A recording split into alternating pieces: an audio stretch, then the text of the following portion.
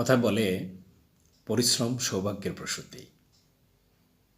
আসলে কি তাই?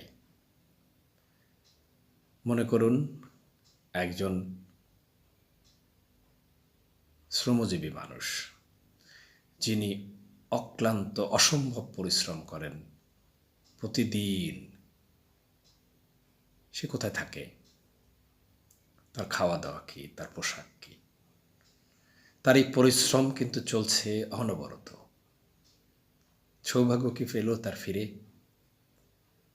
আসলে আপনার যা ভাগ্যে নেই, তা জান দেওয়া পরিশ্রম করলেও আপনি পাবেন না। সকল ক্ষেত্রেই পরিশ্রম সৌভাগ্যের প্রসূতি নয়। হ্যাঁ, অবশ্যই আপনার ভাগ্য বদলাতে চাইলে আপনি পরিশ্রম করবেন, চেষ্টা অব্যাহত থাকবে। ভাগ্য পরিবর্তনের মালিক কিন্তু একমাত্র সৃষ্টিকর্তা। শুভ সকাল, ভালো থাকবেন।